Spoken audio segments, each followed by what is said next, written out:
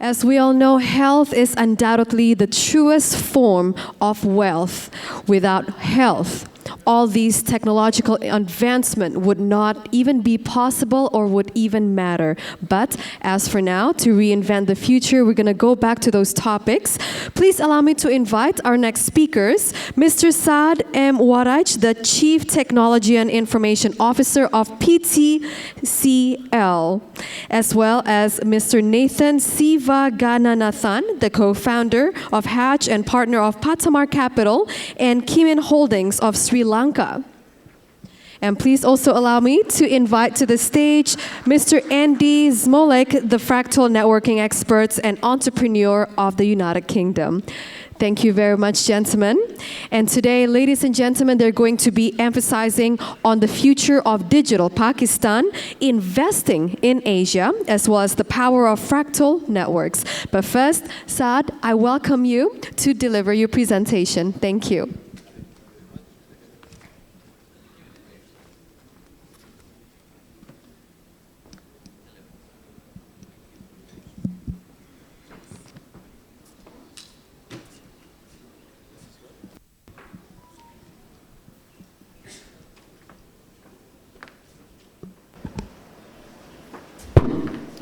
So much for digital. Good afternoon, everyone. Assalamu alaikum. Thank you, Asfar, for having me over here. It's been quite a while after I'm attending one of these sessions. I feel quite inadequate, to be honest, after the last two presentations. Mine is very, very bland, very simple. There's no science. It's kind of common sense, might be dull as well. Asfar did not want me to use this subject, Digital Pakistan. He's felt that this is a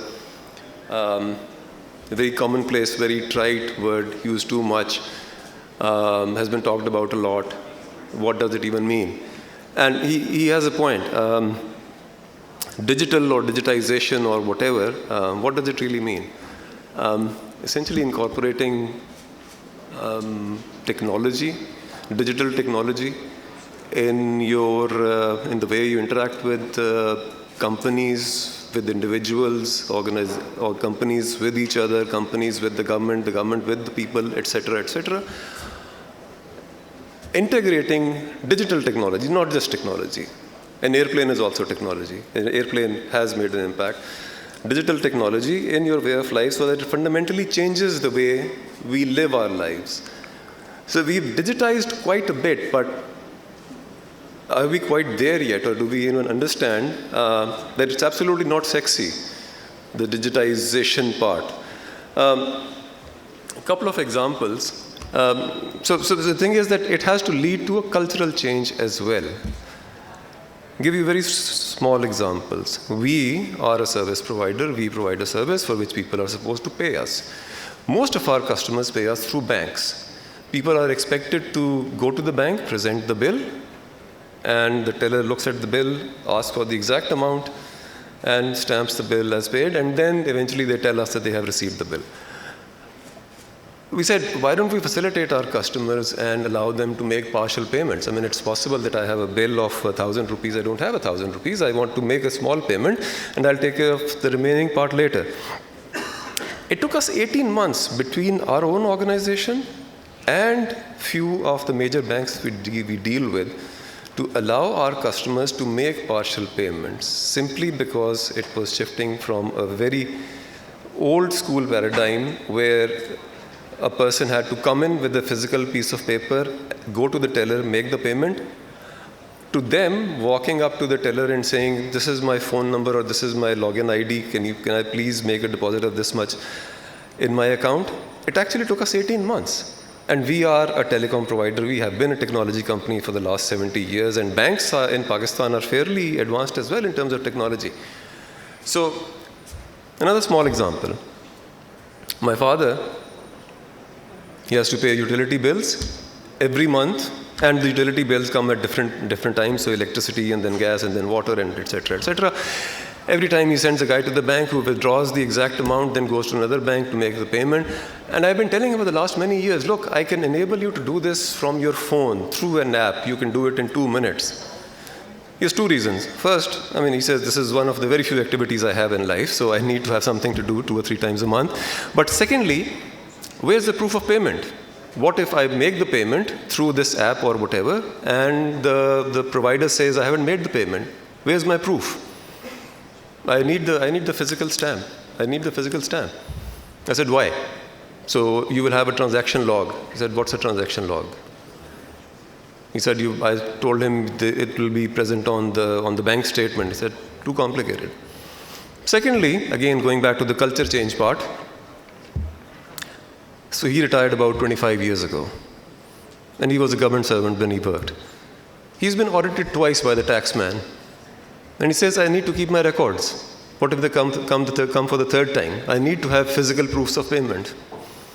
So it's not just about technology, it's actually changing the way we work, the way we think.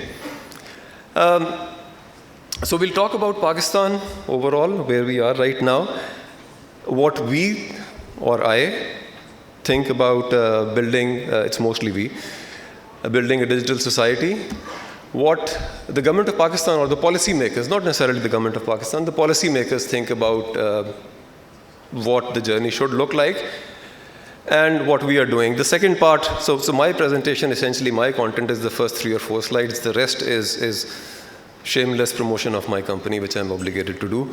So I'll rush over the second part and I'll play a nice video, which will do the same thing.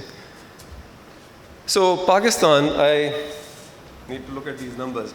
Essentially, if you can look at the slides, it says that Pakistan has a lot of people. This is the key takeaway. Pakistan has a lot of people. Pakistan is growing very fast. The second bar shows the projected growth rate. So not only are there a lot of us, we are still reproducing too fast, unsustainable. Look at the growth rates of India, they're slowing down. Look at the growth rates of Bangladesh, they're slowing down. They used to be bigger than us half a century ago. Nigeria, DR Congo, we are all growing at the same rate. All economies with similar demographics, similar characteristics, people who would actually should take notice of this, but they aren't. Having said that, there are good things about Pakistan as well. We have lots of people. We have the majority of people we have are young people. They are energetic people. They are able people. They can contribute to society. They can contribute to the economy. We don't really know if these 60% of the workforce, 60% of the population that we think are able to contribute are adequately educated, have the required competence to do that, and are equipped with the right tools. That's where we need to go.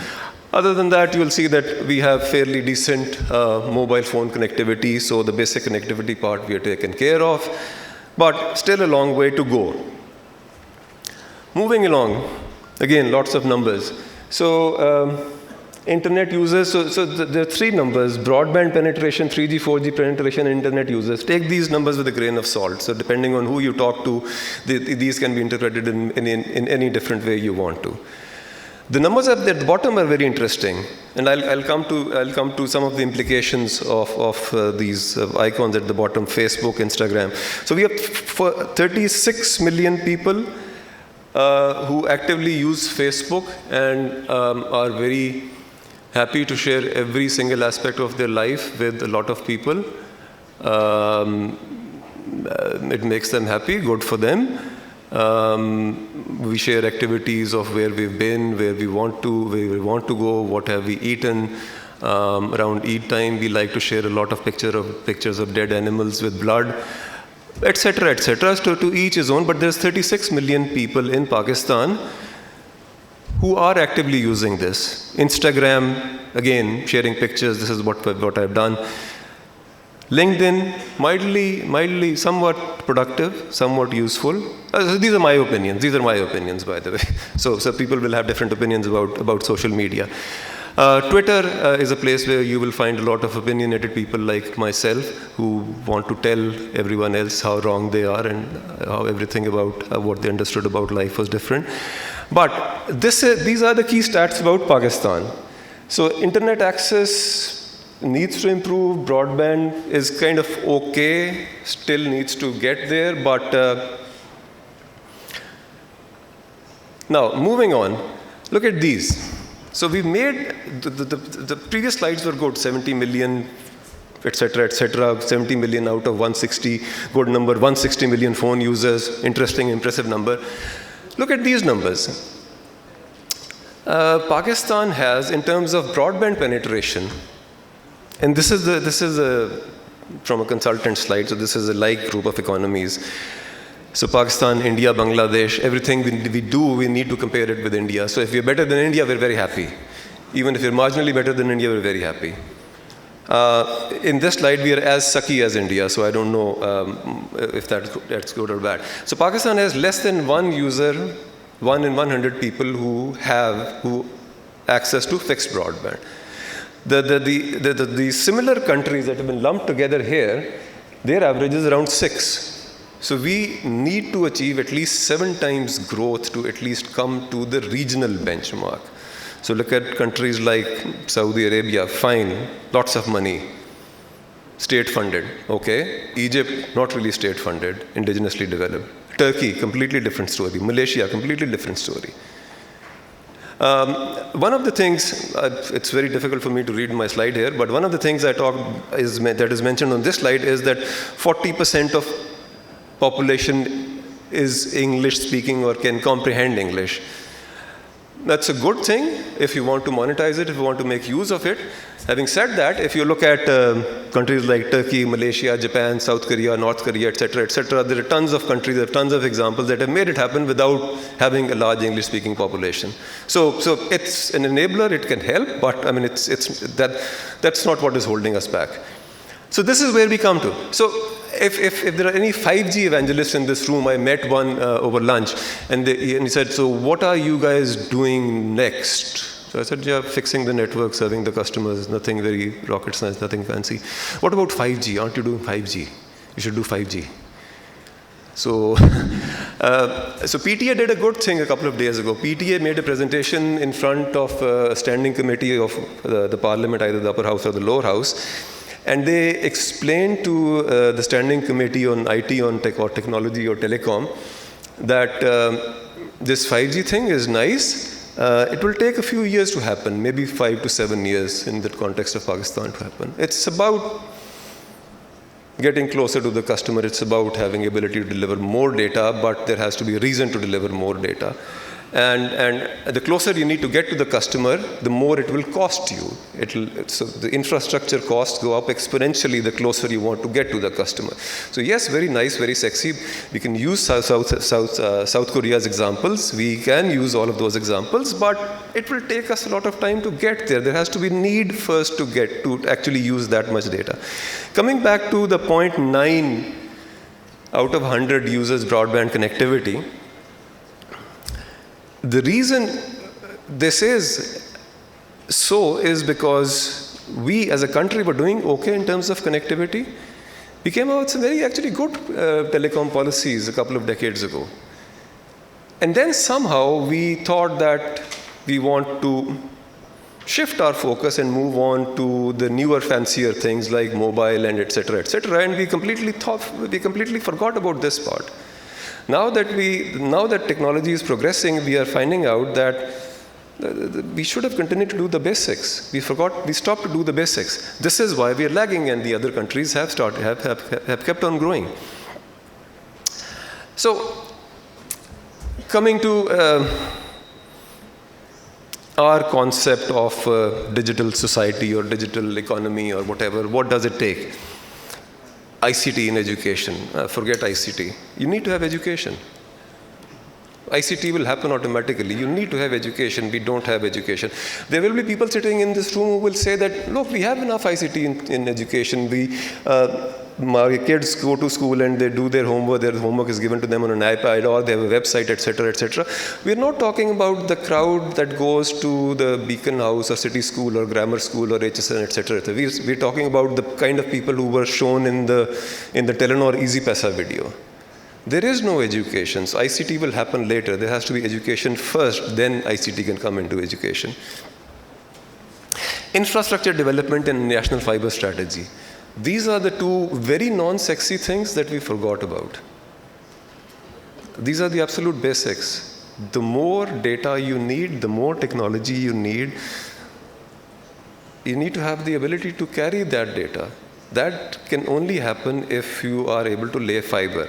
Now, we are a country where, for various reasons, we did not lay when we were building cities. We only built Islamabad. Everything else was just there. We've been expanding into them. We never had the concept of service corridors. We forgot about them. Even when we were redoing parts of cities, we never really had service corridors. So now that we know that we need to lay fiber, we have to start digging up entire cities. And you know what? People have realized this is good business. So civic agencies, government agencies, private housing agencies, all of them see good money in this. They don't let you dig up anything. Of course, if people like us want to lay fiber or the government wants to lay infrastructure, the roads will have to be dug up, pavements will have to be dug up, and there will be a cost to fixing them. But right now, in Pakistan over the last 3-4 years, there's a whole new industry, and the government can't rein them in because the government is part of that industry. So the government agencies are themselves making money on this. So the government, there are ways in which the government is actually inhibiting what it actually wants to achieve. Rethink ways to achieve digital, promote entrepreneurship, e-commerce. These will happen. Fix the basics first. These things will automatically happen. Entrepreneurship will happen. There are actually people doing a lot of things about them. Software exports, there are a lot of good people involved in this area for the last couple of decades, and they've done good work. But they haven't been able to go beyond a certain point. So I really needed to read this closely. Can I get another mic so that I can move closer to the screen? Yeah. So this is where I become opinionated and criticize the government. So this is what the government thinks of. The policymakers think of what it takes to digitalize infrastructure for telecom and associated technologies. Fine, agree. They say that. Do they mean that? No. They say they understand there is a need that this has to happen, but it's not happening. I talked about very nice telecom-related policies that were done a couple of decades ago. There's a case going on in the Islamabad High Court where we are still talking about, is spectrum refarming legal or not? This could be Greek to most of you, but again, it's about the government selling an asset and then dictating what you can do with that asset. While they sell you the asset, they tell you you're free to do whatever you want to do with it. So we made an amazing telecom policy 2 decades ago, and now we are taking people to court for complying with that policy. So we keep going back in time. HR development, good, yes, software exports happening, entrepreneur freelancing, local content development, again, this is not an enabler, this happens if there's a need, there has to be a need for it. You build the ecosystem, you enable people, you provide the basics, you provide the pipes, local content development will happen automatically. Legal and regulatory framework, this very valid point comes from the GOP, comes from the policymakers, they need to fix their part. This is what is actually inhibiting us. ROWs, taxes. So again, the government needs to make money, the government needs to raise taxes, but the government should not, in our opinion, in my opinion, make money from the enablers. Here the government is cash strapped, but the government is trying to make money from the enabling processes. You can't make money from broadband. Last year, the regulator in Britain launched the last spectrum auction, and in it they said, we will give a £150 million discount to an operator that promises 90% rural broadband coverage. So they are actually in UK, which we consider to be light years ahead of us, actually is light years ahead of us. They are even today discounting spectrum so that the operators will promote rural connectivity. We are trying to fund the government from the telecom sector. Local hardware development, we as Pakistanis are very hung up on local hardware development. Saqib and I used to work for a company called Nokia way back. And about 3 governments ago, one of the ministers, either it was the industries or privatization, called a meeting and asked us, and he saw me, and I worked for the network part of Nokia. I did not make mobile phones. The company that made mobile phones owned us. So he said, so you're Nokia, why don't you make mobile phones here?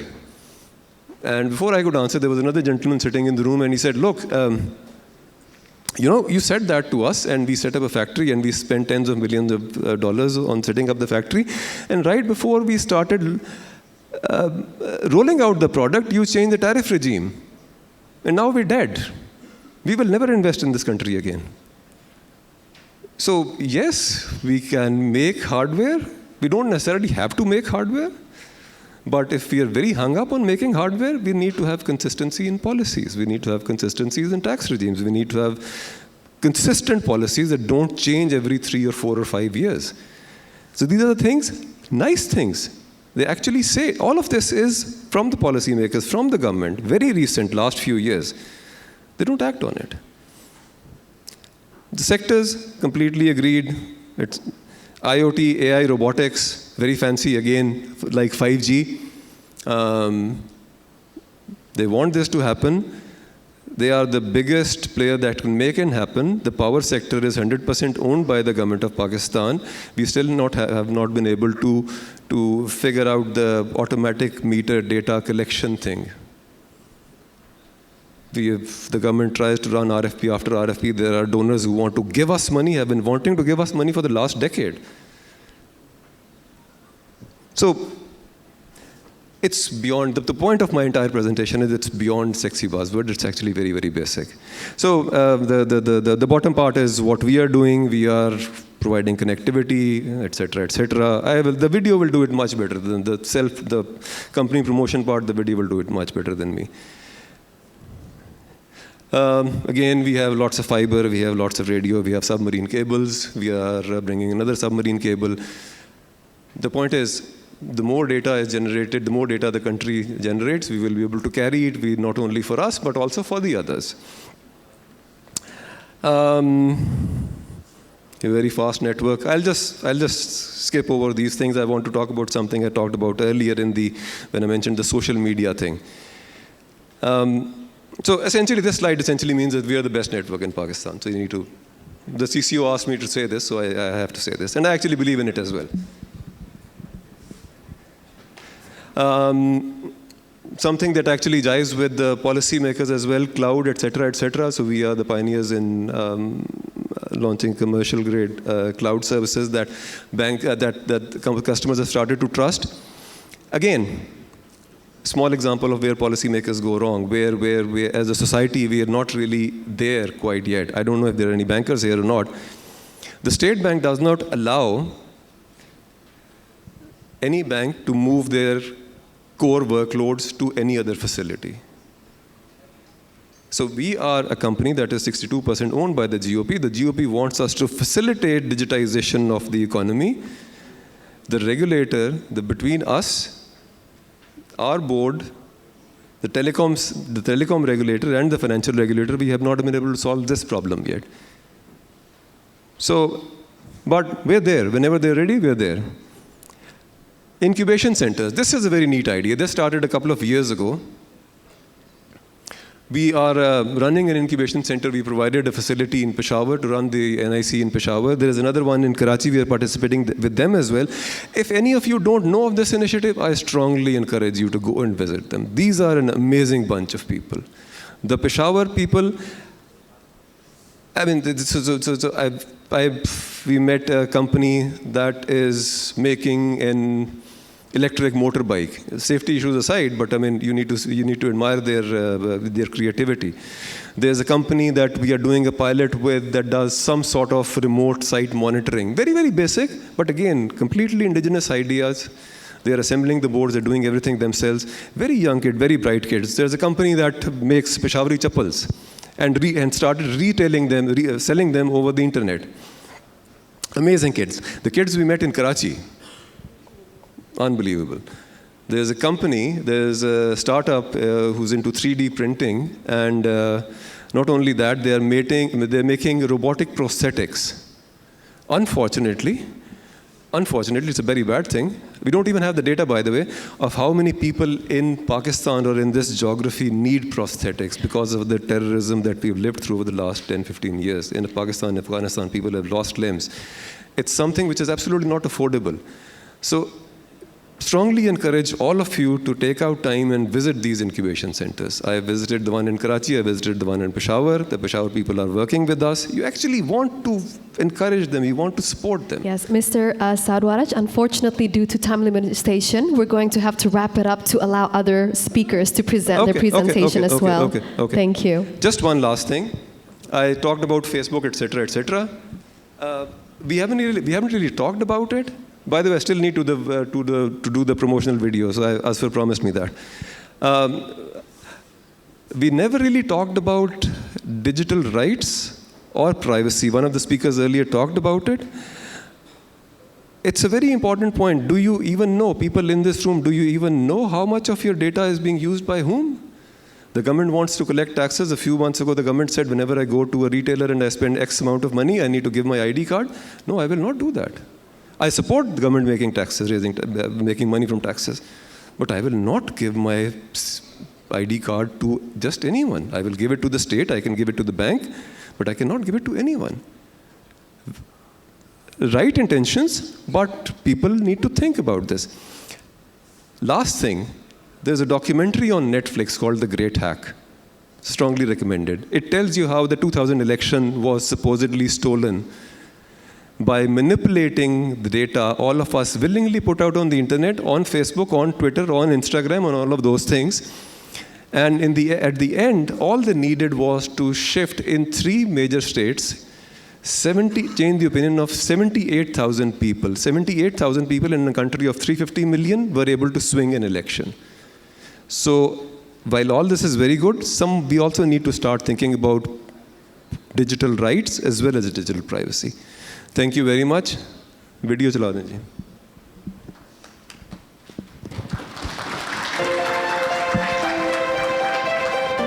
हम बढ़ रहे हैं, हम अपना रहे हैं जिद्दत के नए रंगों को. हमने फराहम की राब्तों की रवानी पाकिस्तान के बेशुमार इदारों को, ताकि आपकी कोई मुश्किल ना रहे. ATM से रकूम की वसूली, एविएशन के मजबूत राब्ते, आपके हर सफर की यकीन दहानी, या मोबाइल कंपनियों को राब्तों की आसानी, यहाँ तक कि मुश्किलों में भी आपका साथ निभाए, या फिर हो समंदर की गहराइयों में बिछी सबमरीन केबल जो पाकिस्तान को जोड़े दुनिया भर से. इस सब में और पाकिस्तान के कोने कोने में फैले अपने नेटवर्क से रखिए आपको अपनों से करीब और बनाए जिंदगी आसान. इसीलिए PTCL बना उन सब का एतबार जिन पे है आपको एतबार. Thank you very much. Ladies and gentlemen, please let us give Mr. Saad Waraj the biggest round of applause.